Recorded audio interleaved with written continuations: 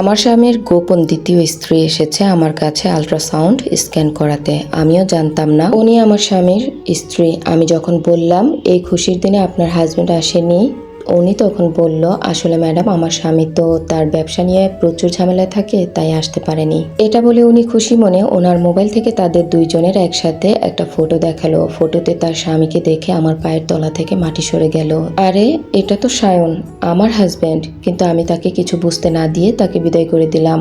আমার একটা 6 বছরের বাচ্চা আছে। আফরিন নামের ওই মেয়েটা যখন চেম্বার থেকে হাসি মুখে বিদায় নিয়ে চলে গেল, আমি ঝটপট আমার অ্যাসিস্ট্যান্টকে বলে দিলাম, আজকের মতো রোগী দেখা শেষ, বাকিদের অন্য ডেট দিয়ে দাও। ভেতর থেকে দরজাটা লক করে দিয়ে আমি ধপাস করে চেয়ারে বসে পড়লাম। আমার পুরো শরীর কাঁপছিল, হাত পা ঠান্ডা হয়ে আসছিল। টেবিলের ওপর রাখা পানির গ্লাসটা নিতে গিয়েও পারলাম না। হাত থেকে ফসকে পানিগুলো মেঝেতে পড়ে গেল, ঠিক আমার জীবনের মতোই, যা এক নিমেষে ওলটপালট হয়ে গেছে। মোবাইলের স্ক্রিনে দেখা সায়নের ওই চিলতে হাসিটা আমার চোখের সামনে বারবার ভাসছিল। যে মানুষটা প্রতিদিন সকালে আমার আর আমাদের 6 বছরের ছেলে আদিবের কপালে চুমু খেয়ে বাসা থেকে বের হয়, যে মানুষটা রাতে বাড়ি ফিরে আদিবকে কোলে নিয়ে গল্প করে, সে অন্য একটা মেয়ের স্বামী। আর সেই মেয়েটা এখন সায়ানের সন্তানের মা হতে চলেছে। ব্যবসায় প্রচুর ঝামেলা থাকে, আফরিনের এই কথাটা আমার কানে তীরের মতো বিঁধছিল।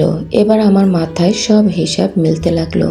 গত 1 বছর ধরে সায়ান প্রায় বলতো ব্যবসায় একটু মন্দা যাচ্ছে, ঢাকার বাইরে ক্লায়েন্ট মিটিং আছে, কখনো চিটাগাং কখনো সিলেট যাওয়ার নাম করে ও 3-4 দিন উধাও হয়ে থাকতো। আমি সরল বিশ্বাসে ভাবতাম লোকটা আমাদের ভবিষ্যতের জন্য কত কষ্ট করছে, অথচ ও সেই দিনগুলো কাটাতো আফরিনের সাথে। কান্নায় আমার বুক ফেটে যাচ্ছিল, কিন্তু আমি নিজের গালে থাপ্পড় মেরে থামালাম না। এখন কান্নার সময় না, আমার একটা 6 বছরের বাচ্চা আছে, ওর ভবিষ্যতের দায়িত্ব আমার। আমি যদি এখন ভেঙে পড়ি তবে সায়ন খুব সহজে পার পেয়ে যাবে।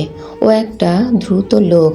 আমি চেম্বারে সিন ক্রিয়েট করলে ও উল্টো আফরিনকে সরিয়ে ফেলতো আর নিজেকে নির্দোষ প্রমাণ করার চেষ্টা করত। আমি ব্যাগটা গুছিয়ে গাড়িতে উঠলাম। গাড়িতে উঠে ড্রাইভারকে বললাম বাসার দিকে যেতে। পুরোটা পথ আমার শুধু আদিবের মুখটা মনে পড়ছিল। ও এখনো কত ছোট, কিছু বুঝে না। ও জানে ওর বাবা পৃথিবীর সেরা বাবা। এই নিষ্পাপ বাচ্চার সামনে আমি কিভাবে এই সত্যটা বলবো? বাসায় যখন পৌঁছালাম তখন সন্ধ্যা 7টা। কলিং বেল চাপতেই আদিব এসে দরজা খুলে দিল। আম্মু, তুমি আজকে এত তাড়াতাড়ি চলে এসেছো? ও আমার গলা জড়িয়ে ধরল। আমি অনেক কষ্টে নিজের চোখের পানি লুকিয়ে ওকে কোলে নিলাম। ওর কপালে চুমু খেয়ে বললাম, হ্যাঁ বাবা, আম্মুর আজকে একটু তাড়া ছিল। আদিবকে ওর রুমে পাঠিয়ে আমি ড্রয়িং রুমে এসে বসলাম। ঘড়ির কাঁটার দিকে তাকিয়ে রইলাম। রাত 9টা বাজে। সায়ন বাসায় ফেরে, আজকেও ফিরবে, কিন্তু আজকের আর 5টা দিনের মতো সাধারণ কোনো রাত হবে না।